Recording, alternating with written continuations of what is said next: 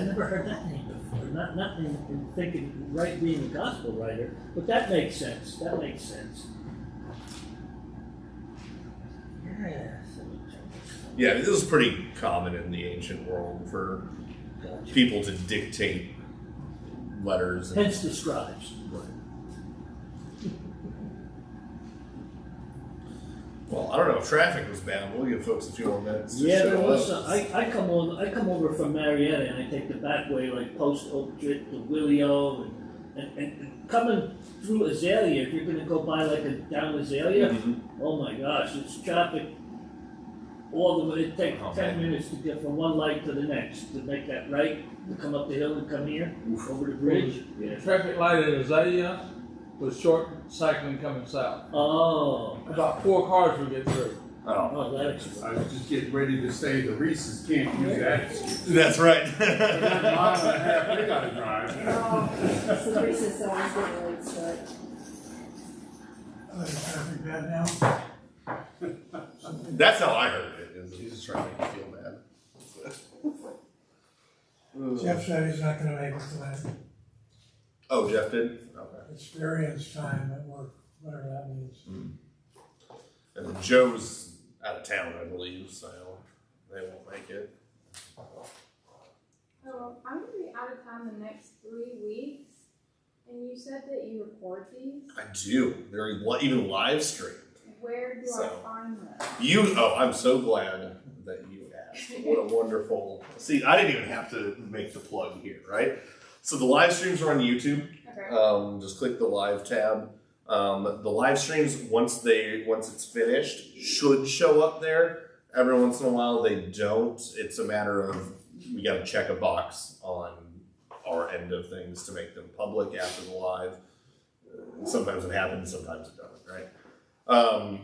Also, that's only ever an issue on the Mevo. The services are fine. The other place that you can find the class is on the podcast.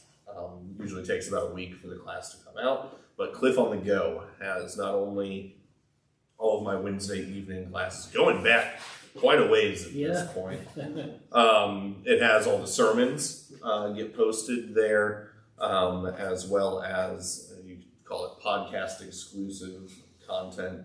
I've done a beginner's guide to Lutheranism. I've done my favorite, though I need more people because can't do it without other people, is a thing called Permission to Ask, where I just let people, you just sit down in a room with me and you ask any questions, nothing's off limits, right? We have finished on there. Pastor Lecky and I worked through the Didache, which is a book written about the time of the Gospels. It's the first generation of Christians wrote it. And we have finished recording, though it's probably going to start coming out over my sabbatical. The same thing, since I know a few of you have listened to that one, going through another one of these. It's called Works of the Apostolic Fathers. These are the first generation after the Apostles. And we just finished going through a document called the Epistle of Barnabas. So-called because it very well could have been written by Barnabas, that's in the book of Acts, that travels with Paul for a while. And so we got that. I got a few other devotional things that are going up there. So Cliff on the Go, I know it's on Spotify and Apple Music. I don't know if it's on other podcasting places. And then our YouTube page has all the live streams and recordings on there as well. So fantastic question. Thank you. Because usually I can vouch for you two. You know. Yeah. So usually I just shoehorn cram it in there whenever I get a chance. But yeah. So, and I will say we have 3 viewers on the live stream right now, which is very exciting. And I know that if they comment, or if you watching live comment, it will pop up for the briefest of moments on my tablet here. So if I am paying attention, I can read the things that you have to say. I am sure there's a better way to have access to comments on the live stream, but everyone who watches the live stream, none of them are very chatty. So I haven't bothered to find out. Either that or I'm just missing loads and loads of messages. I used to go back for a while. I went back and looked to see if there were any Now that comments. you said that, you better keep your eye out. I know, well, we got 4 people now, so who knows. But, yeah, it's just this little blue box. The thing is, even if I notice it, I don't know how to get it to come back once it fades out. So, short of having Steve over there pull up the live stream and just read it to me. Be the unofficial moderator of the River Cliff. He's on live stream now. Yeah. Oh, he was probably number 4. Yeah. So yeah, I can see the number of people. I can see. Well, actually, on here, that's about it. I got a lot more information there, and then hopefully, to my ego, sometimes YouTube every week gives me analytics. Will pop up usually on Fridays, so I can see what things people are watching and paying attention to, subscriber counts, new subscribers. If you're watching it on an iPhone, all that kind of Looks stuff. like it's at least a 10-second delay. Yeah, the YouTube definitely does have a delay. Drive you crazy if you tried it. Right, yeah, we tried it here, yeah. Yeah, so excellent, thank you. That's always good to get into that because, yeah, if you're going for the next 3 weeks, then you're missing the rest of the class, right? Because after today, there's only 2 chapters left, and so we're going to be finishing the class out. But before we dive into chapter 3, open it up to questions, thoughts, comments from left over from last week, or if Mark thinks of the question he had on Sunday and if it comes right now. Okay. All right. Well, then this week we're going to dive into chapter 3, which if you've ever heard a Bible verse out of Lamentations, chances are it's in chapter 3. Occasionally you'll get even some really dramatic people, right? Some confirmands who have some Lamentations Bible verses as their confirmation verse. It's in chapter 3. And we'll see that. We'll spend time talking about it. But before we do that, it's worth taking just a moment to we haven't done a whole lot of literary analysis of the poetry of Lamentations, other than noting that Lamentations is an acrostic, right? That's why everything's 22 or it has been 22 verses so far, where each verse begins with a subsequent letter of the Hebrew alphabet. Chapter 3 is also an acrostic, but you might notice it has more verses, right? And yet, the length is not really changed that much. So what's going on here is in chapter 3, Jeremiah shifts the structure of the acrostic poem. So in chapters 1 and 2, every verse began with that acrostic letter, and then we didn't really talk about it, but each one of those verses were split up into 3. They're called colas. I don't know enough about poetry to give you a whole lot more detail, but sub-verses basically. And each of them kind of contain poetic thoughts and kind of systems of Hebrew poetry that we didn't get into because it's really kind of in the weeds. So the verses 1 to 3 start with the same letter or 3 different letters? In 3, it's the same letter, absolutely. So each of the cola are that same letter, right? So in chapter 3, verse 1, 2, and 3 all begin with Aleph. And then 4, 5, 6 is Beth, 7, 8, 9 is Gimel, and so on and so forth. And so each of the verses still begins with that letter, but now it's in triplicate, right? Which, of course, for good Christian readers should kind of prick your ears up a little bit. It's like, well, okay, we're getting some, this isn't like, oh, here's some evidence of the Trinity in the Old, no, like we're not going that far. But we got this triple, right? This is very common in the Hebrew writing style, so one of the ways that they express superlatives, right? So we just say like, well, it's a terrible example, good, better, best, right?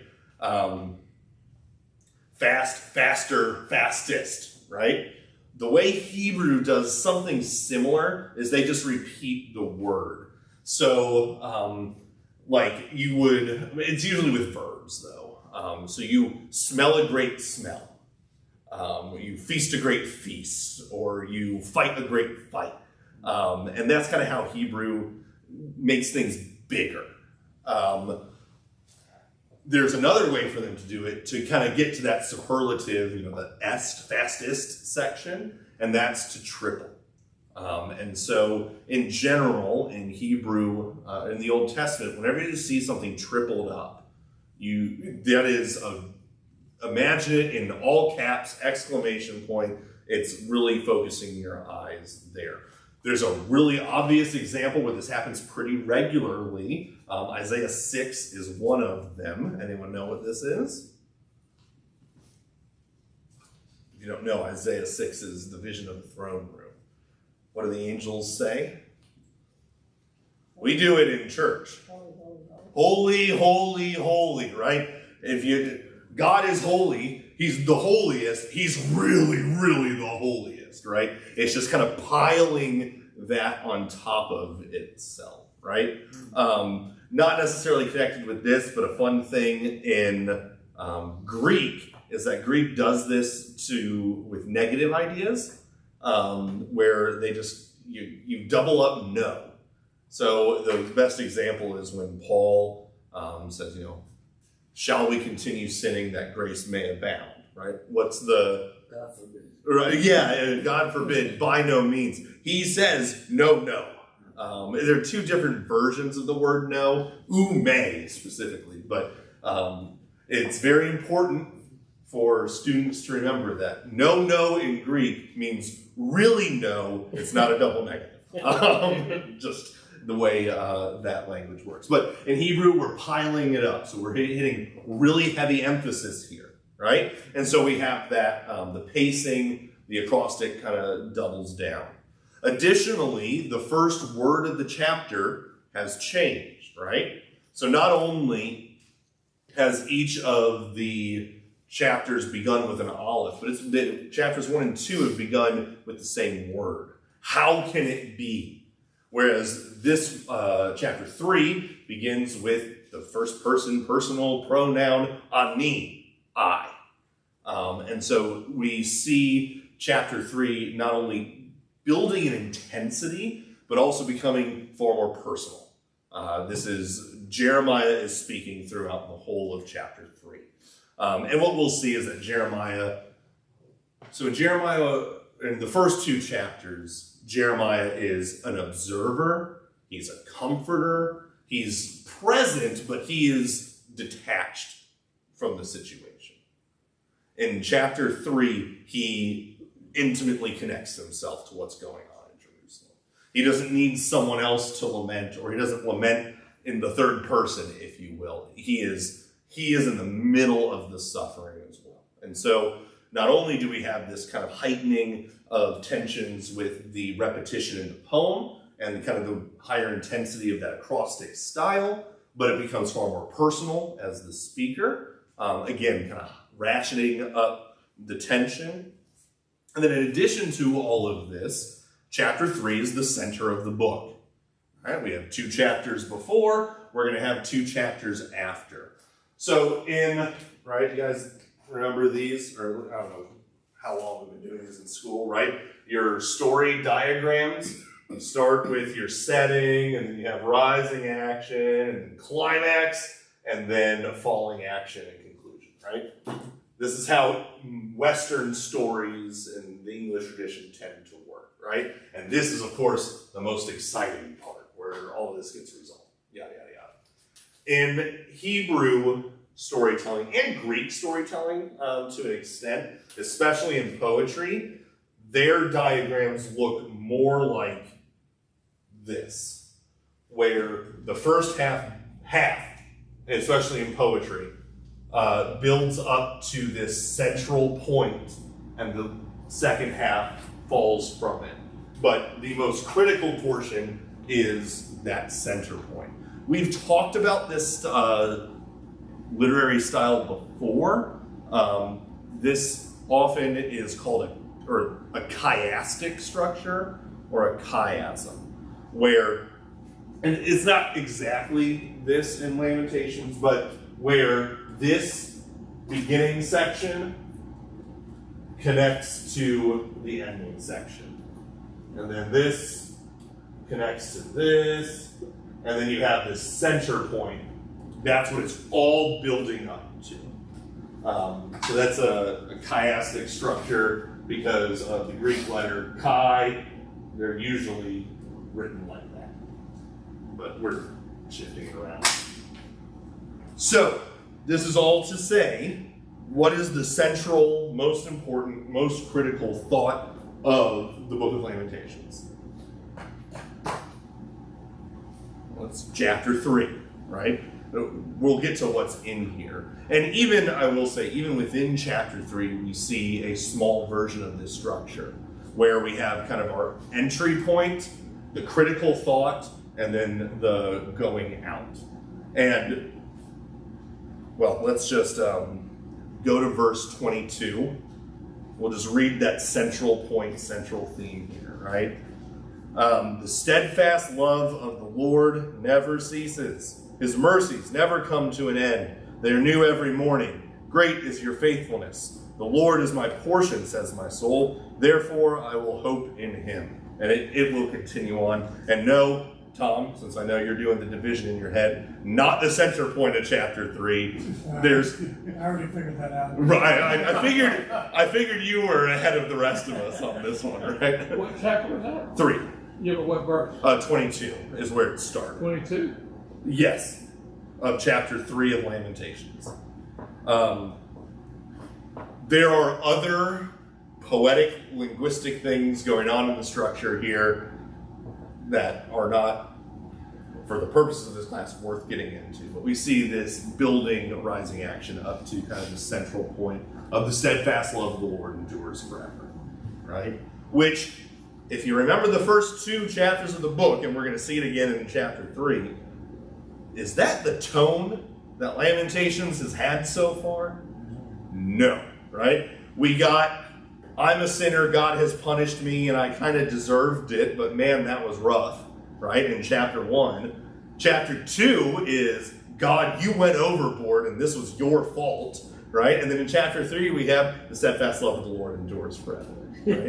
And so we gotta go, okay, we gotta figure this out. It's a very abrupt change. And even there's a little bit more building to it in chapter 3, but as we're going to see, chapter 3 doesn't start off in a happy place. And it still is even abrupt there. You got a question?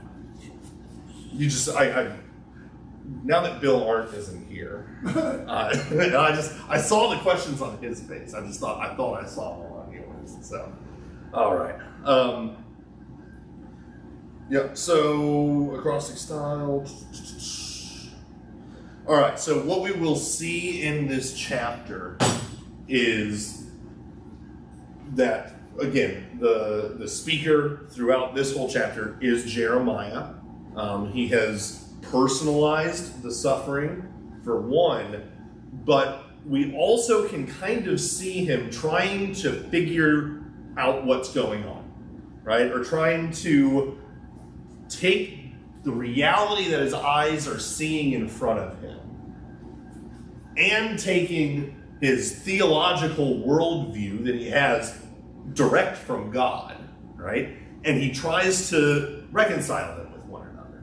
And so that's how we can see both intense suffering and lament and the confidence in the mercy of the Lord. And we're almost watching Jeremiah process through this as he is, right, he has 2 truths that he knows are true, though they don't seem like they can coexist, right? The one is that the steadfast love of the Lord endures forever, slow to anger, abounding in steadfast love, relents of evil, all that good stuff, right? And the other is he has annihilated Jerusalem, his chosen people, right? And so Jeremiah knows both of these are true. And so he's trying to figure out, he's processing how they are both true simultaneously. Because from the outside looking in, and even from the inside looking in with Jeremiah, they don't seem like they can coexist, right? Questions on background for chapter 3.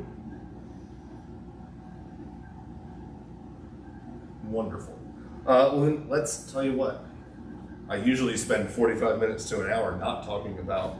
Yep, go ahead, Tom. This thing must be hard to read in Hebrew because it's not easy trying to start every sentence with the same letter. Is it stilted language, like really twisted? Not particularly. That'd be pretty hard. I mean, Do they have like an X and a Q and a Z that have trouble? that are super rare to start. I'm trying to think. No, I mean, they got letters that are easier than others, to be sure. Like, for instance, well, here. Aleph, Beth, Gimel, Dalet, Hey, Wow, Zion, Het. Man, where is Lamed in here? Anyway. So, one of the letters in Hebrew is Lamed. This was the L in Baal, if you remember. Right? And of course, Hebrew goes that way. So I'm not just like going crazy, right? Where does it go? That is the preposition to, and you just slap it in front of a word, and there you go. So for the Lamed section, that's what Jeremiah does. He just uses the preposition each time. I was starting 34. Oh, do you have the headings in there? No, I have the Hebrew alphabet on that. I love it. Thank you, Tom. So starting in 34. Yeah, so look at that. And it comes across in English. To crush underfoot, to deny, to subvert. So that makes it easy for him, right? And then there was a note he made about the last one for Tov, right? The last letter, which is one of the many T's in Hebrew, because there's more than one. There's something significant about those in the last one where he kind of uses some poetic tricks to make it easier. But you're right, Tom. This is not an easy thing to do. In fact, Lessing will say that Lamentations chapter 3 is the most complex and well-composed Hebrew poetry, second only to Psalm 119, which does this on steroids, right? Because it's every section in that one is not only beginning with that letter, but also includes the word Torah. So that one's even more complicated. So is it difficult? Yes, but it's really well done, so it doesn't feel that way. How old were kids when they started teaching them to read and write in Hebrew? How old were your kids? It just seems like, wow, it seems awfully. It must be me. So and this happens, we can see this happening in other languages too. What's the cornerstone of English poetry? I said rhyming. It's got to rhyme, right? Not all poetry has to rhyme, and rhythm and meter, right? Those are important, right. But kind of the fundamental thing that defines English poetry is rhyme schemes, right? Gotcha. If that were true of Hebrew, it would be really boring. Almost every Hebrew word ends in ah. It's just, they love that way to end their words. And so, if rhyme does not matter in Hebrew poetry. In fact, when you're looking at poetry, they don't even consider it to be a poetic device because, again, they only got 3 or 4 different endings for their words, and most of them are ah. And so rhyming is boring. It's not very clever. And so what Hebrew poetry will do is it focuses, kind of the cornerstone, if you will, of Hebrew poetry is wordplay. And so part of that is, oh, look, I can arrange the words to make the alphabet. Or I can make this word match with this word. And so it's a structural wordplay. These are two words that sound similar. And so like one of them, I think it's in Ezekiel, is God is asking for tzedakah, which is righteousness. And instead he found, and I don't remember the exact word because righteousness is more common, he said, and I looked for tzedakah and I saw zedaku. And you're like, oh, that sounds really similar. It's like, I looked for righteousness and I saw evil, right? But they sound similar, but their meaning is really different. That's the kind of thing Hebrew poetry really likes to do. Which of course makes translating Hebrew poetry into English extremely difficult. On top of just the difficulties of the language barrier, they have stylistic and structural barriers because like we don't think about poetic structures. I mean, like I said, we got rhyme schemes, and I mean, don't get me wrong, English lit majors would probably disagree with me on this, but that's because they have to write papers. Where, like, we don't even think about kind of the structure of poetry in the same way that they do. It's just kind of what is in their head. No, Okay. Good. All right. So, let's dive into our text here. So, he has it broken up into like 8 different sections. Although he starts out right before breaking it up into 8 different sections by saying there are very few clear thought delineations in this chapter. And then he has a quote from someone else that says there's as many ways to divide chapter 3 as there are commentaries on Lamentations. So I'm just going to go with his just because why not, right? So can I have a volunteer to read chapter 3, verses 1 through 16, please? I am the man who has seen affliction under the rod of his wrath. He has driven and brought me into darkness without any light. Surely against me he turns his hand again and again the whole day long. He has made my flesh and my skin waste away. He has broken my bones. He has besieged and enveloped me with bitterness and tribulation. He has made me dwell in the darkness like the dead of long ago. He has walled me about so that I cannot escape. He has made my chains heavy. Though I call and cry for help, he shuts out my prayer. He has blocked my ways with blocks of stone. He has made my paths crooked. He is a bear lying in wait for me, a lion in hiding. He turned aside my steps and tore me to pieces. He has made me desolate. He bent his bow and set me as a target for his arrow. He drove into my kidneys the arrows of his quiver. I have become the laughingstock of all peoples, the object of their taunts all day long. He has filled me with bitterness. He has salted me with wormwood. He has made my teeth grind on gravel and made me cower in ashes. All right, so we're just like 3-4 verses away from the steadfast love of the Lord endures forever, right? But it's Lamentations. A couple of just notes here as we go in. Chapter 3, as we kind of shift to Jeremiah's point of view, Lessing will say that we've shifted to a more male-oriented view of the suffering of Jerusalem.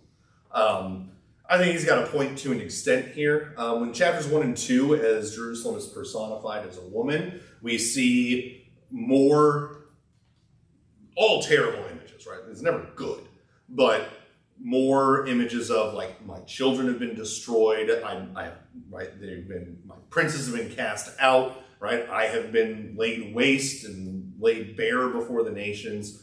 Kind of it's almost like in these 3 chapters, Jeremiah is using some of these gender roles to kind of lay the full breadth of suffering out.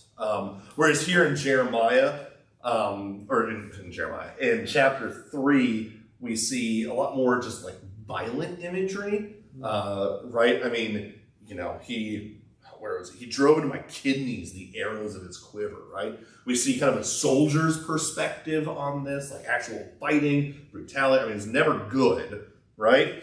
I mean, just in this section, Jeremiah identifies himself as being beaten, captured, chained, shot, forced to drink poison, eat gravel and dirt, right? I mean, it's a brutal section here, right? I'll note that one of the predominant images, at least in terms of time spent on it, is imprisonment, right? He's walled about me. There's the trap set over me, all of this. Why do you think that might be, that Jeremiah focuses on the imprisonment aspect of the suffering here so much? Being thrown in the well. I was going to say, he's fresh out of the well. Once he got out of the well, he was helpfully placed in prison, right? So, I mean, he's very well acquainted with this. We also see, and there's a lot of this in chapter 3. I didn't make note of all of it. But it happens in Job and Jonah as well, where, a little bit less Job, but where the authors here almost draw from the Psalms in order to express their suffering, right? Except here in Lamentations 3, we see allusions to Psalms, but they're all backwards and twisted. And so, right, just look at the first verse there, right? I am the man who has seen the affliction under the rod of his wrath. He has driven and brought me into darkness without any light. Surely against me he turns his hand again and again the whole day long. It might be tricky because it's inverted. But what psalm does this draw imagery from? You all know it. 22, I think. You're so close. 21. Oh, the other way. 23rd. 23rd, right? Oh, yeah, the 23rd. His rod and his staff, Oh, yeah. they beat me, right? So, I mean, he's taken some of these shepherding images, and instead of them being comforting, here they bring his suffering, right?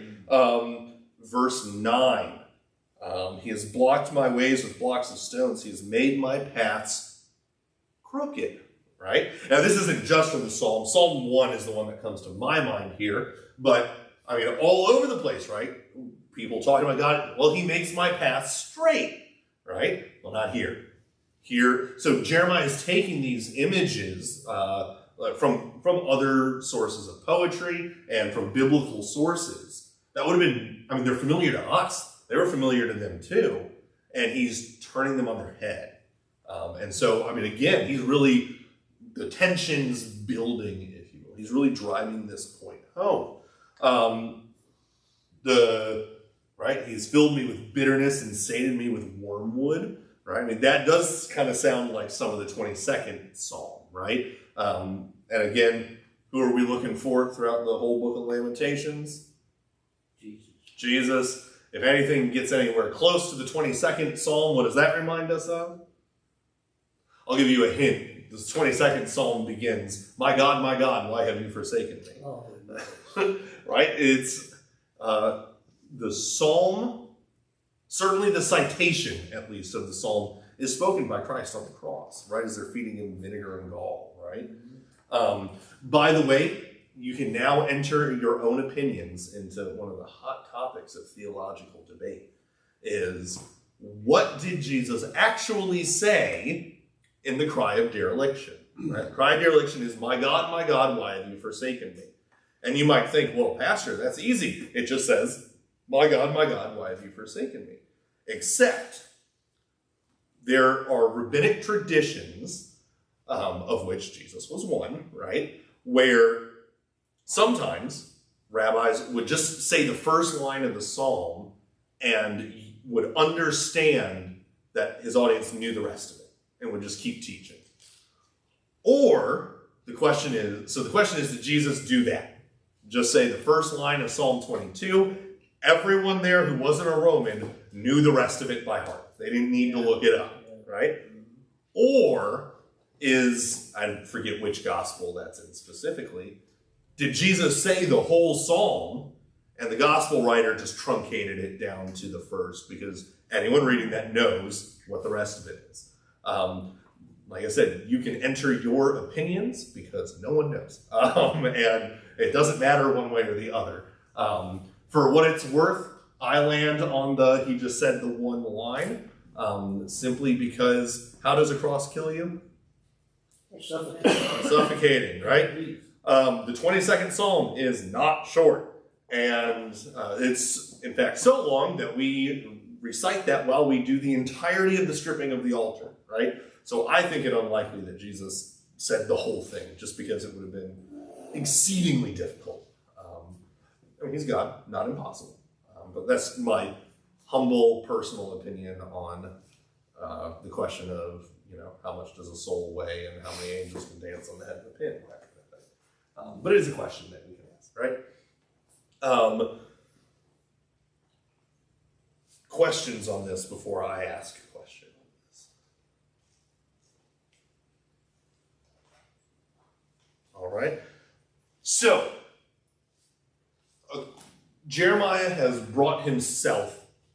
personalized the suffering of Jerusalem. Why? Because again, remember, where was Jeremiah right before this? Well, in the well. Who put him there? Right, Jerusalem, the Israelites, right? What has he been warning about his whole ministry? That this is going to happen, right? And we've already kind of dealt with this a little bit. Why does Jeremiah care? Shouldn't he be running a victory lap going, I told you so, right? And we know he's not doing that. But why is Jeremiah personalizing this suffering? He doesn't have to. Right? In many ways, this is a choice Jeremiah is making to identify himself and to suffer right alongside of Jerusalem. So my question to you is, why is Jeremiah suffering? Or why does he do this?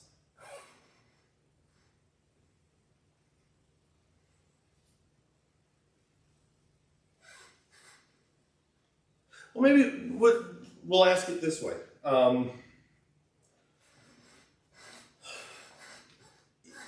Dare I say he's showing the people what the Messiah will go through? Well, I think there's certainly some of this, right? As we look towards the suffering servant, which is an Isaiah thing. We see the suffering here. But let's do that.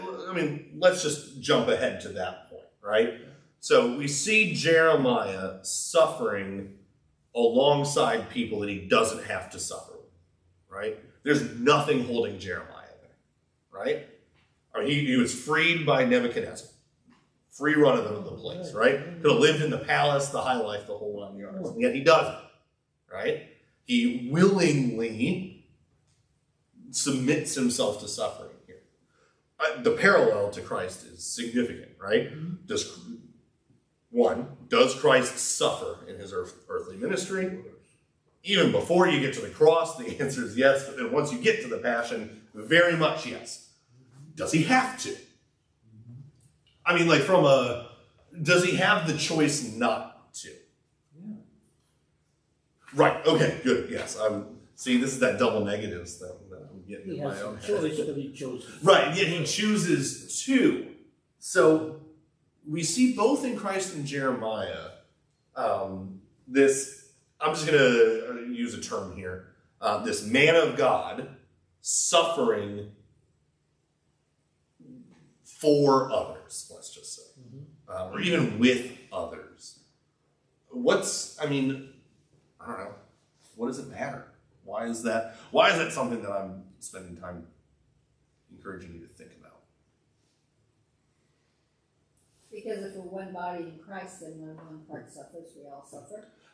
I like this idea, but you're kind of one step softer than this, right? Because when we say, I mean, you're absolutely right. When one suffers, we all suffer because we're one body in Christ. That presumes that we're already connected in the body of Christ, right? Christ was suffering before that. Jeremiah was removed from this situation. In many ways, he's not part of that one body. He chooses to be. So, I mean, you're definitely not totally off, and this goes to the next bullet point here, where I talk about our own role in this sort of thing. But I think you're one step too far, almost. I think we're one step removed from that. Is there a role for the man of God to suffer for someone else? Yes. Well, like Moses, he chose to suffer with the people of God rather than live in the palace. This is fantastic. Right? I like the Moses one. I think the rather than live in the palace is a little bit shakier, because why does Moses stop living in the palace? Do you remember? He identifies with the Hebrews? No. Well, okay. There's a little bit of that in there. That's part of the cause of the impetus for him to leave. Oh, because he killed someone. Because he murdered someone, right? Yeah, So, right. So Moses... No, yep. Now, I don't know. In The Prince of Egypt, Ramses says, I can make this all go away. And Moses runs away anyway, right? But, I mean, Moses murdered someone. And so that's why he runs into the wilderness, right? But, I mean, and yes, he murders someone partly because he does identify with the Hebrews, right? Because he murders a taskmaster who is, abusing the Israelites, right? But I do really like this Moses section, and in fact, it's part of. Open up to Numbers 11, because I do think Moses does this in a smaller way. Numbers 11. So as you're doing that, we had a regional pastors conference Monday and Tuesday, and we read out of Numbers 11, which was one of the citations I made on Sunday's sermon. And I had an aha moment that I'm kind of trying to force us into here a little bit. And I'm so frustrated that I didn't think about it before my sermon. So we'll get there. So Numbers 11, let's see. Where do I want us to start? Okay, so just for some context, I'm going to skip around a little bit here, but I'll read it. So Numbers chapter 11, I'm going to start at verse 4. Okay. Now the rabble that was among them, who's them? All right, these are the Israelites wandering around in the wilderness. Mm-hmm. And the people of Israel also wept again and said, oh, that we had meat to eat. We remember the fish we ate in Egypt that cost nothing, the cucumbers, the melons, the leeks, the onions, the garlic. But now our strength is dried up, and there's nothing at all but this manna to look at, right? And then I'm going to skip down to verse 10 because it's a comment about manna. Moses heard the people weeping throughout their clans, everyone at the door of his tent, and the anger of the Lord blazed hotly, and Moses was displeased. Moses said to the Lord, why have you dealt ill with your servant? And why have I not found favor in your sight, that you lay the burden of all this people on me? Did I conceive all this people? Did I give them birth, that you should say to me, carry them in your bosom, and as a nurse carries a nursing child to the land that you swore to give to their fathers? Where am I to get meat to give to all these people? For they weep before me and say, give us meat that we may eat. I am not able to carry all this people alone. The burden is too heavy for me. If you will treat me like this, kill me at once, if I find favor in your sight, that I may not see my wretchedness. So we have Moses complaining about what here? People. Well, okay, who is Moses complaining? He's complaining about the people, who are also complaining. Who is he complaining to? He's complaining to God about what he's going through. Yeah, he's complaining to God. Why did you do this to me? Let's see. I want to pull us back a little bit to another citation here.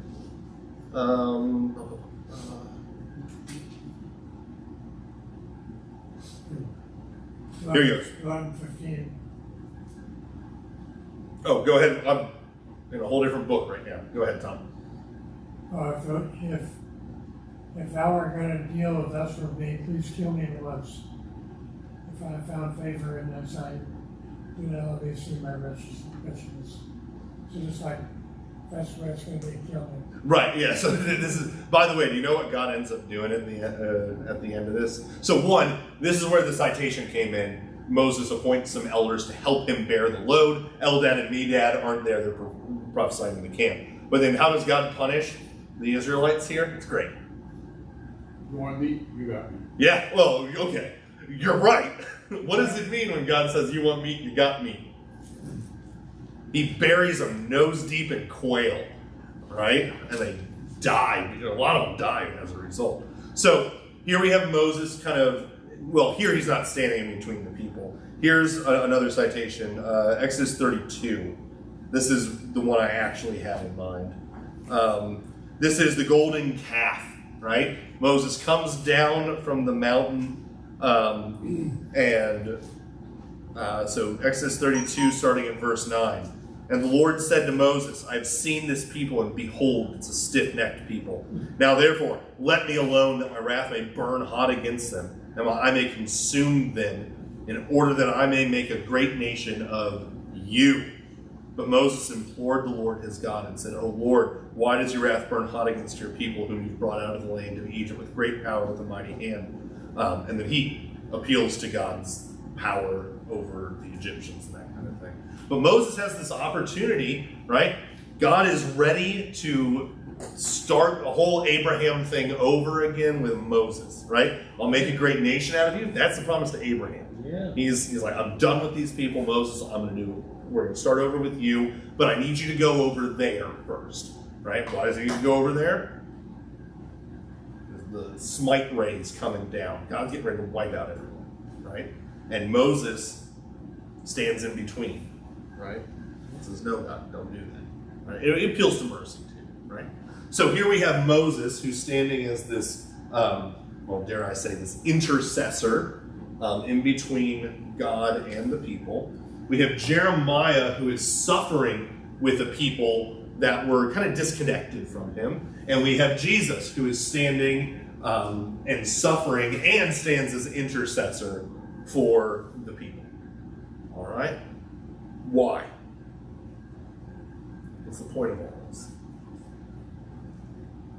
Or what's the role of suffering in all three of these? They're all a little bit different.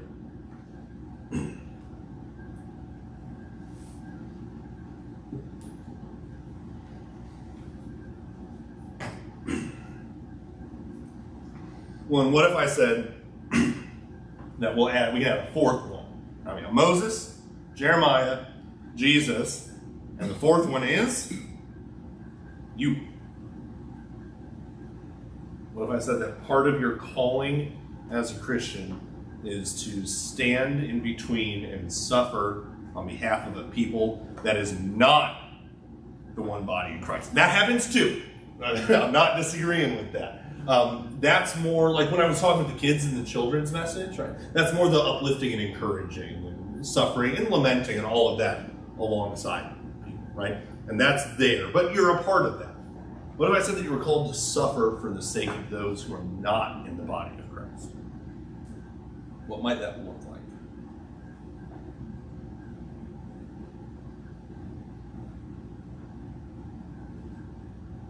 Persecuted by your enemies. All right, I think you're on a good track. You're on a good track here. There's a lot of different ways we can take this. Well, let's go with the persecuted route. Paul said, count it all good and blessing of the Lord for you to be persecuted. Paul says it. We got it a couple of weeks ago on the Sunday that I preached 2 different sermons because I didn't like my first one. Where Peter and someone else are beaten, and they leave rejoicing that they were counted worthy to be beaten for the sake of the gospel, right? So persecution, I do think falls in here. And we had Stephen, right? Ooh, Stephen yesterday, right? What does Stephen do? I think it's incredible. So first of all, who is Stephen? He has a title. He's a righteous follower of Christ who was one of the people appointed to administer. Yeah, he's a deacon. By the way, do you guys know what the word deacon means? I mentioned it like I didn't say what it did. I said it kind of in passing to the kids at one of the children's messages. You know what a deacon? It's a Greek word. You know what it means? It means waiter. You know, waiter, waitress. That's what a deacon is. Yeah, it's a table server. Which that's what the apostles kind of are complaining about, right? We're so busy serving tables that we don't have time to devote ourselves to preaching in the Word or preaching in prayer, right? And so we need waiters, and so they appoint the deacons, of which Stephen is one of them, right? So Stephen's a deacon. He's out serving the widows and the orphans primarily because they're the ones that were being neglected in the offering, which is what precipitated the appointment of the deacons. And then what happens to Stephen? Stone. Yeah, so he gets hauled before, I think it's the Sanhedrin. He gets hauled before some court, and we skip over that. That's already a long reading. But he kind of does a witness before the tribunal, if you will. And it kind of ends with him saying, I see Jesus in the right hand of God. And they're like, that's it. We're done. Right? And then they go to stone him. Right? And what are Stephen's last words? Forgive them. Forgive them. Right? I was struck by this at the worship service on the Ascension, which is what we did 2 days ago, Monday.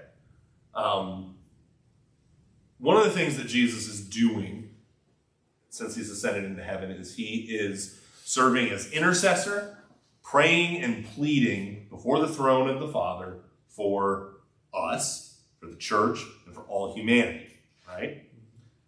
What was Stephen doing in his role as one of the priesthood of all believers? Interceding in the way. Right? Who is he interceding for? His enemies. Yeah. I mean, if you can't call the people actively throwing rocks at your head for the purpose of killing you, your enemies, I don't know who is, right? And Stephen's words to them are the same words Christ speaks on the cross, right? Forgive them. Stephen is in the middle of it, right? Praying for his enemies. He's suffering for them, right? It's an apocryphal story about Peter, but the story of his martyrdom is that Peter's in Rome, and the church kind of gets word that there's a warrant out for Peter, that they're coming for him in order to crucify him, right? You guys ever heard this story? The story of Peter's martyrdom? It's great. Apocryphal. Just preface that here. And so what does the church do when they hear that there's an arrest warrant out for Peter? Get out of Dodge. Let's get you out of here, right?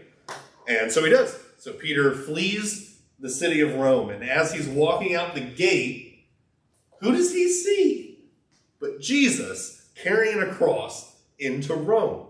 And Peter says, Jesus, what are you doing? And Jesus says, well, because you're not willing to suffer, I will go and suffer in your stead. At which point Peter turns around and goes and gets crucified, right? Again, apocryphal story, but I love these stories because, yes, they probably did not happen this way, but they can tell us a lot about what these early Christians were thinking and like how they understood what was going on. And so By the way, Peter's not the only one in the story of the martyrdom of Polycarp. Too bad Karen's not here. It's her favorite church father. For those of you who don't know, I love Polycarp, and she complains every time I talk about him. Just in case the joke was missed, right? But a similar thing happens where Polycarp finds out they're coming for him. He gets ready to leave. No, he doesn't get ready to leave. His followers, kind of his church, tell him to leave, and he says, no, Christ suffered for me, I'm going to suffer now. But the church saw this, specifically in persecution, the church saw this role of suffering in many ways on behalf of the people who were inflicting it upon, right? So I bring these up. Could Peter have escaped, in theory? Yeah. Yes. Polycarp also, yes, could have escaped, and yet they don't, right? Martyrdom of Polycarp's really good, and we got more details. What does Polycarp spend his time doing? What do you think? In between when the guards show up at his front door and when he's finally burnt at the stake. Great. So the first thing he does, absolutely, it's so good. So the guards come and Polycarp gives them food. He feeds them. And he says, can I just have a couple hours to pray? And they say yes. And so who does he pray for? He prays for all the saints, right? And he prays for the people that are about to persecute him on their behalf. Polycarp also gets those famous words, forgive them, they don't know what they're doing. Those words get put in a lot of people's mouths in the first century or two. But again, kind of the idea is, what's the purpose here? And what Polycarp does, he has this big public trial in the Hippodrome, the horse racing arena. And what he does the whole time is he's witnessing, right? Speaking of, do you know what the word martyr means? Shelter your faith. No, that's what it means now. So I guess, yes. Because I said, what does it mean? And so yes. What did the word martyr mean before the early church? It meant witness. Right? A martyr, or to martyr, was to witness to someone. Or to, give testimony, right? So martyr's original use would have been far more similar to like a witness on the witness stand, right? But why did it get associated with dying for faith? So John Chrysostom has this great quote. Chrysostom's a later church father. The blood of the martyrs is the seat of the church, right?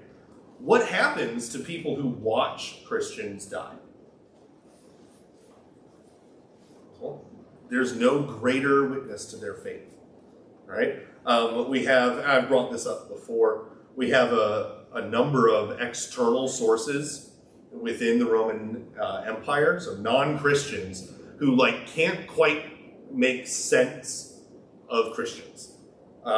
One of them, in a very sexist way, but it's the ancient world. He has, it's a historian, I don't remember which one, but he's just watched as Christians got fed to lions in the Colosseum, right? And they fed men, women, and children, all to the lions. And he kind of writes about this and he says, these Christians, I don't get it, right? Our gladiators, right, go out there to fight and they're terrified. And when the death blow is coming, they still act scared, right? And you had women, or actually he says you have children, and even women who are being fed to lions, and they're not worried about it. They're far more composed, which the Romans was a big deal, right? And they're like, they don't understand it. In fact, this is kind of why persecutions do weird things, because how did Romans deal with dissidents? Well, you kill them, right? Or you threaten to kill them. Well, when they saw the Christians as dissidents, they said, okay, well, we're going to kill you. And they said, so? I'm not worried about that, right? And that's resurrection, victory over death kind of stuff. But the Romans didn't know what to do with this. Well, what do you do to someone who won't stop what they're doing even if you kill them? because that always worked for them before, right? Jesus was not the first person crucified, and nor was he the last, not by a long shot. Those were big fans of crucifixion. But here we have Christians suffering, very literally, for the sake of heathens, and for the purpose that they might come to faith by watching them suffer, right?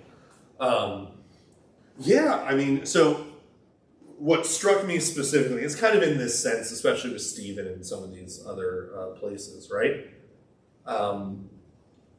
We talk about how Christ is currently interceding, pleading for mercy at the throne of the Father on behalf of the world, right? All the world, including us, but all the world.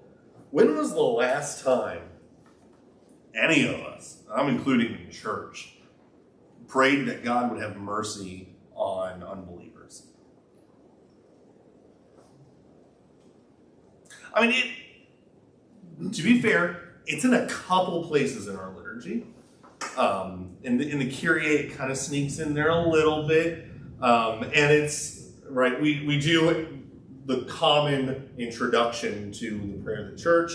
Let us pray for the whole church of God in Christ Jesus and all people according to their needs. And one of those needs is salvation, right? And that they would come to faith. So, I mean, it's not totally devoid in our worship, but I can't tell you the last time I prayed that God would be merciful to people, right? Who I disagree with, people who don't believe, right? Let alone someone who, right, the classic example, just cut me off in traffic, right? Oh, what suffering I am suffering, right? The saints, the martyrs, Jeremiah, they could not understand what I am going through, right?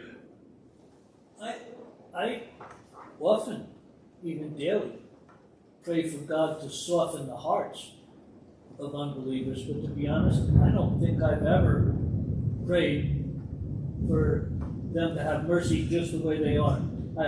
Or for God to have mercy on them, right? I didn't even think of that as an option. I mean, oh, well, I know, right? To be honest, I never thought of that. I spent a good portion, don't tell him, and it's not on the internet, so he'll never find out. I spent a not zero amount of President Rocky's sermon thinking about how much I wish I thought of this before Sunday. Because that was the sermon for me to talk about this in, right? So I'm jamming it into Lamentations 3. Right? But I do think it fits here, right? So kind of trying to bring us back on this sense, and we can see ourselves in this, because I think we're called to it as well, right? And we hit persecution, but I mean, you can see this in all sorts of places, right? Pray for mercy for people that are not believers? Yeah, I think Jesus does, right? And I mean, part of that is, the softening of their hearts to faith is part of that. Well, I guess that would be covered in the forgive them, Father. Exactly. Okay, right? well, now it makes sense. Stephen's looking. Well, here's a success story, right? Stephen's looking at Paul, who's getting accolades and honors, right?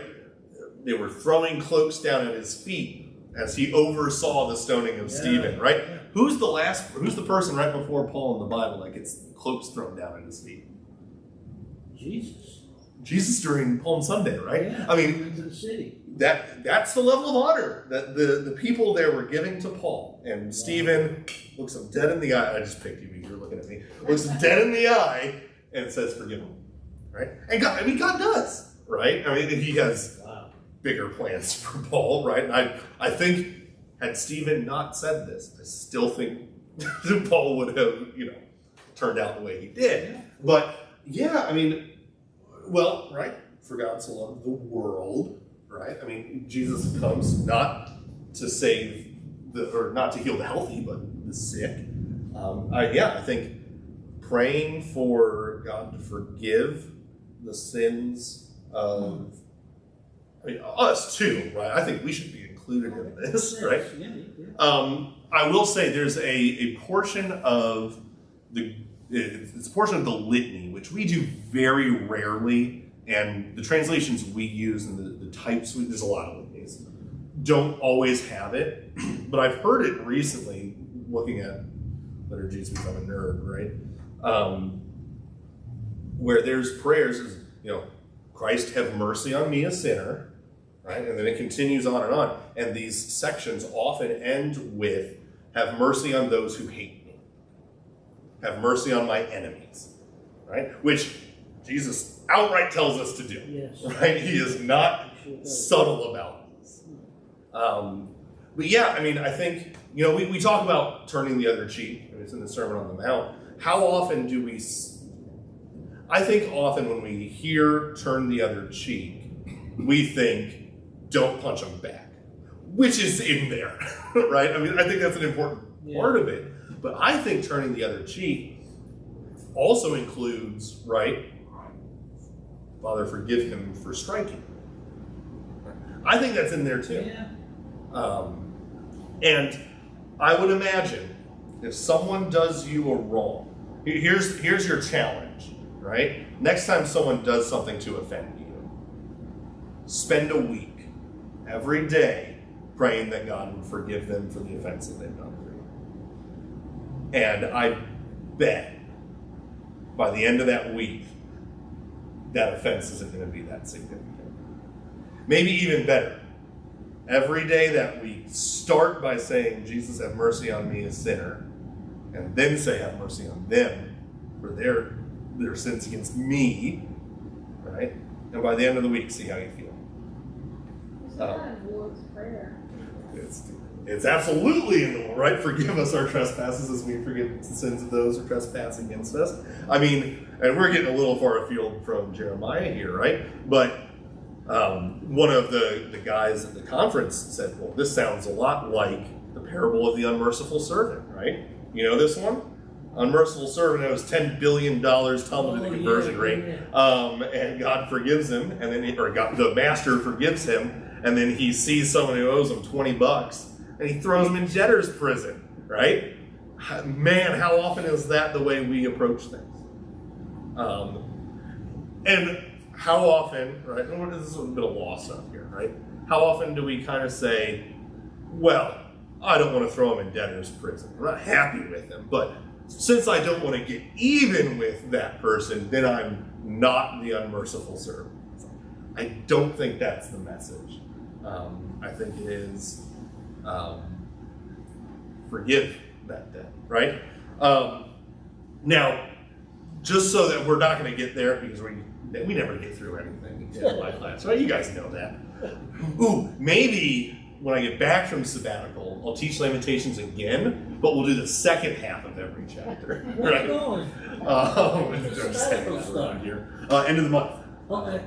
So, for what it's worth, by the end of chapter 3, it turns into an imprecatory.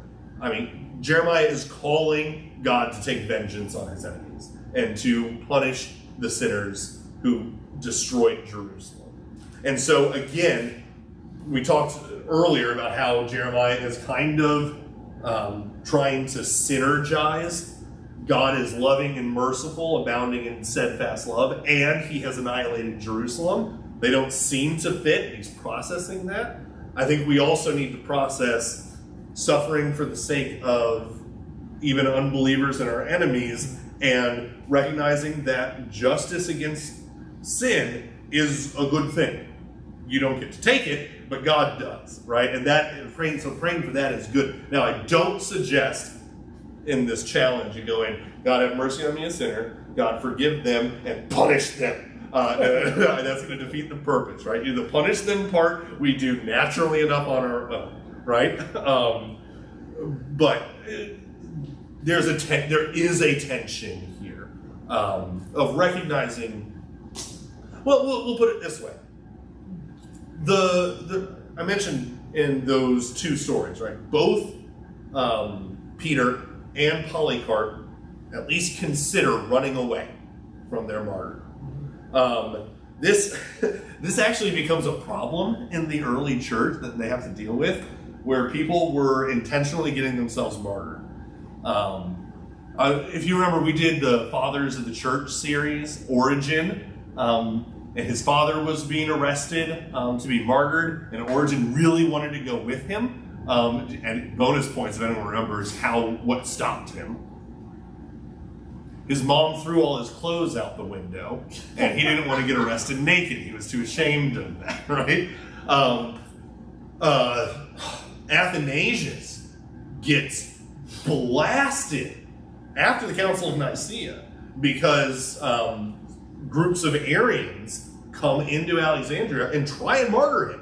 They try and kill him in the, not in the temple, in the church that he's celebrating the Lord's Supper in. And he runs. He bolts out the back door. I mean, people die, and he escaped. And he has to, and he gets, from his own side, he gets just blasted. And many people say, we're never going to listen to you again, right? Because you weren't martyred. So he has to write an argument. It's called In Defense of My Flight. This is why. Wow. The idea of you don't get to just run towards your martyrdom, right? So you don't run towards someone to oppress you, right? But we also, so we recognize the tensions here.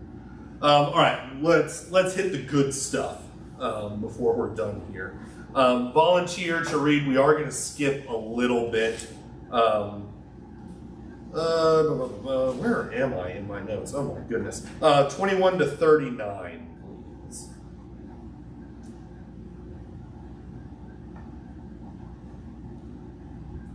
You do it for me, Mark? Sure. 21 to 39? Yep. All right. But this I call to mind, and therefore I have hope. The steadfast love of the Lord never ceases. His mercies never come to an end. They are new every morning. Great is your faithfulness. The Lord is my portion, says my soul. Therefore I will hope in him. The Lord is good to those who wait for him, to the soul who seeks him. It is good that one should wait quietly for the salvation of the Lord. It is good for a man that he bear the yoke in his youth. Let him sit alone in silence when it is laid on him. Let him put his mouth in the dust. There may yet be hope. Let him give his cheek to the one who strikes, and let him be filled with insults. For the Lord will not cast off forever, but though he cause grief, he will have compassion, according to the abundance of his steadfast love. For he does not willingly afflict or grieve the children of men. To crush underfoot all the prisoners of the earth, to deny a man justice in the presence of the Most High, to subvert a man in his lawsuit, the Lord does not approve. Who has spoken, and it came to pass unless the Lord has commanded it? Is it not from the mouth of the Most High that good and bad come?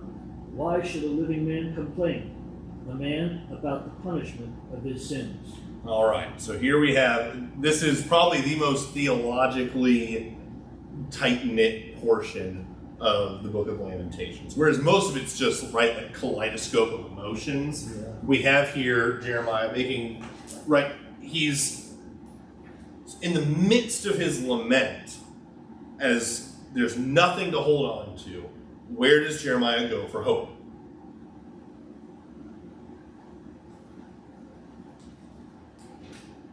The Lord's mercy.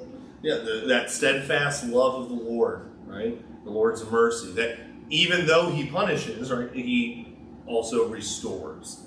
And the book of Jeremiah has these promises in them too, right? So Jeremiah, this isn't the first time Jeremiah has seen this, right? But now he's kind of dealing with it, kind of right in front of his face, right? He looks towards the love, the mercy of the Lord. We've talked a little bit about this. There are two works that the Lord does, that God does. One is the work of his left hand, and the other is the work of his right hand. The work of his left hand is also known as his alien work, whereas the right is his proper work. The alien work of the Lord is judgment and the law. Not the law in the sense of God's order for creation, but law in the sense of law brings death to those who transgress it, right? That's where he bears the sword, all of that stuff. Whereas the right hand of God, the proper work of God, is mercy, is forgiveness, is restoration. And God does both, but the one that is proper to the character of, or most proper, right? They both are. But where God is seen most clearly is in his proper work of showing mercy and love, right? I mean, that's one of these places we look to answer that question of why did God create it in the first place? Is so that he could show his love and mercy, right? But that's a whole other fraught question that we're not going to get into today. So, since we're close to the end of our time here, one thing that I want to consider is we can be tempted to look at what Jeremiah has to say here, this kind of high point of recognizing the mercy of the Lord and clinging to it as overshadowing the rest of the book. And I don't think that we should do that. Because we need to recognize that the road here, the first 2 and a bit chapters of Lamentations, has been one of suffering and pain. So we have arrived at this point through hardship, real hardship, right? And spoiler alert, that's where we're going from here too. So the road to this portion of chapter 3 and away from this portion of chapter 3 is still suffering, is still lament and hardship. And what we want to not do is kind of say, oh, well, this just makes it all go away. No. This shining beam of hope exists, but it does exist in the midst of suffering. It does not just eliminate suffering. Kind of like the light at the end of the tunnel. It occurred to me, far away. there's actually a fantastic literary example of this in one of the greatest works of English literature of all time, The Hobbit. As Bilbo and the dwarves are traveling through Mirkwood, right? So Mirkwood, as you can guess from the name Mirkwood, is not a great place. It's also, been partially overcome by the blight of the necromancer, which is Sauron coming back from the abyss that he went into at the destruction of Numenor. I know you know this. But anyway, Mirkwood, not a good place. The Silmarillion was all but right. Anyway, so they're traveling through Mirkwood. They are basically out of food. They're carrying one of their friends, the fat one, because he fell into a river and passed out like a week ago, and he hasn't woken up since. He's not dead yet.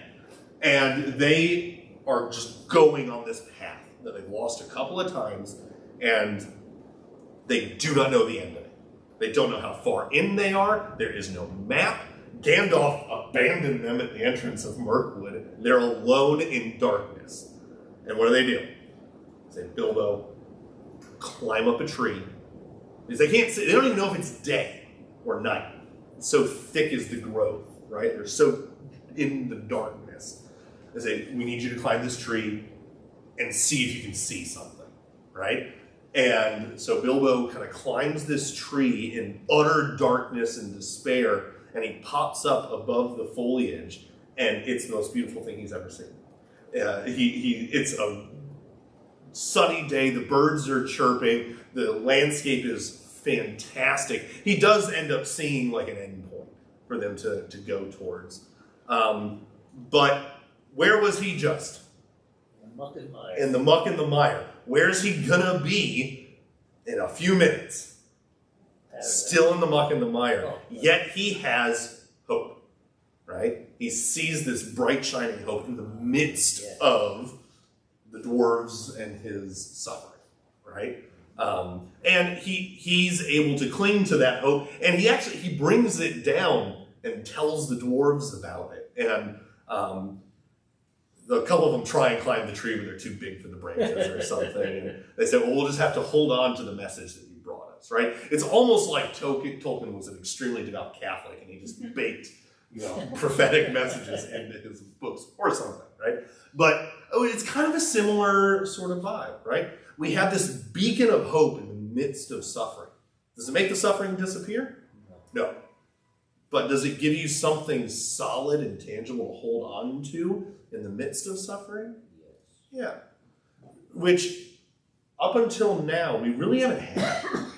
right? We've kind of just been like this kaleidoscope of emotion, that shotgun blast of despair, where we're kind of just like listless in just, I'm suffering, and there's no direction, there's no going forward, until Jeremiah, right, grabs onto the mercies of God. Questions on that? All right, one other thing that I want to kind of just toss out there, and I'll let you all go home and noodle on it. Jeremiah, let's see if I can get the actual verse here. There we go, verse 26. It is good that one should wait quietly for the salvation of the Lord. We have a lot of echoes of Job here in this section in general, but here we have Jeremiah encouraging us, right? It is good for those, oh, well, in 25 again, right? It is good to those who wait for him, to the soul who seeks him, right? It's good that one should wait quietly for the salvation of the Lord. What does it mean to wait on the Lord? And I'm not going to really do a whole lot with this necessarily. I kind of want you to think about what it means to wait on the Lord. To be still, know that God is. Well, that's another one of these sections, right? Being still God and is knowing in that I'm control, regardless of what's going on around us in our everyday life. God is ultimately in control, so we need not worry. Yeah, I mean, there's part of, I mean, that's definitely, right, so that's some beacon of hope stuff. So where this comes from, this was something that struck me a few years into my ministry. Being a pastor is strange. Being a young pastor is strange.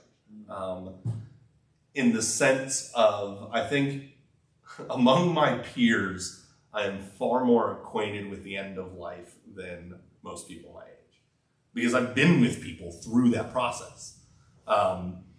And this is, well, she's met her glory. So where this really first came to my brain was with Carolyn Hambrick. You guys remember Carolyn Hambrick? You wouldn't. Carolyn Hambrick was bent over. Right. I visited with her for years. She, you know, from her back more or less immobilizing her through, I don't know if it was specifically Alzheimer's, but it was some pretty significant memory loss. Though it wasn't with me. I got other stories, not for now, about that are fun. But I remember talking with her about this. She would ask me every once in a while, it's like, what am I doing? Right? Like, I'm ready to go, but what's happening? Why am I still here? These kinds of questions. And this is one particular situation. There's people now, right? And it's not only an end of life thing, right? I mean, you talk to high schoolers, right? Why am I still in high school? Right? I'm ready to do this. I'm ready to do that. And I mean, so it takes on very different flavors throughout life, but I do think this is something that hits a lot, and I don't think it's something that our culture likes. And that includes anyone here who has a cell phone. We don't like waiting, right? I mean, I can't even imagine if I had the internet speeds today that I had, you know, back in the late 90s, early 2000s, you know. Had to tell someone to get off the phone to get on the internet, right? Y2K. I know, and yet, right? You know, it takes 20 minutes to load one page on Wikipedia, right? And yet, if I have to wait more than 5 seconds for my Google search, for Google to search through 10 billion websites and then return to me the most relevant information, if I have to wait more than 10 seconds for that? Like, that's insane. Come on, what's going on? Gotta go check. I'm checking my router to make sure that there's not something wrong, right? Yeah. We don't wait in our world, right? And some are worse than others. But, so I guess the question I kind of want to leave you with here is, in all walks of life, what does it mean to wait on the Lord? And maybe less of a definitional thing, but what do we learn in waiting? Why does God make us wait, right? I mean, in many ways, the story of the Bible is the story of God's people waiting, right? I mean, they waited 6,000 or so years for Jesus to show up. And then he did. And we've been waiting 2,000 years since for him to come back, right? And, you know, drop a pin, you can find a place where people are waiting. Why does God make us wait? What is the spiritual growth there? What's the purpose of waiting? Make us rely on his plan. I think relying on God, I think, is definitely a big part of this, right? Didn't Paul say something, patience and character and wisdom and perseverance? Yeah, these are the gifts of the Spirit. And that's right. that kind of thing. Well, yeah, I mean, I think that's in there. Oh, you said, to be still and know that I am God. I mean, that's definitely connected. Brings a certain degree of contentment. In the I think it can. Patience, My experience visiting with people, it can also bring in a degree of discontentment. Yeah. Both in good and bad ways, in all sorts of directions, right? Again, I remember having these conversations with Carolyn, who's saying, I don't know why God's making you wait. And I don't have a whole lot for you to do in the meantime, right? I mean, like, what is right? So Christians were called to do good works, right? That they don't save us. We know that. What is a good work of someone who spends the last 3 to 4 years of their life in memory care, sitting in the namaste room watching the fish in the aquarium? That's most of what Carolyn did. That's always where I can find her. What does that look like? And I don't have an answer for you. But I think there's something to it. I think there's value here.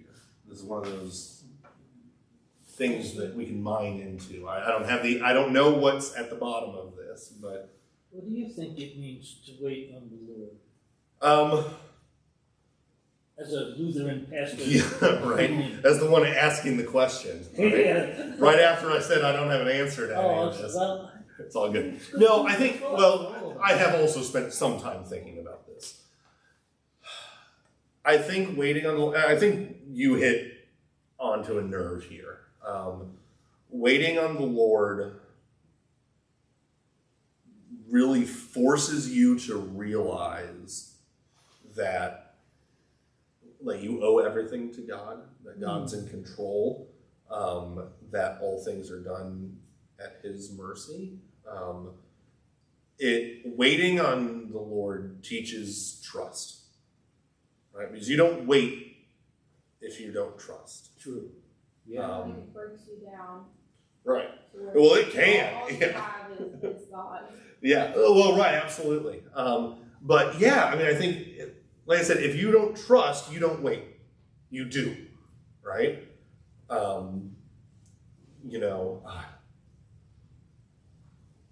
There are literary or movie things in my head of examples of this, but I can't think of any, right? But yeah, if you don't trust, you don't wait. And so I think waiting teaches, through a forceful way, teaches you to trust in God. I think that's kind of the direction this goes.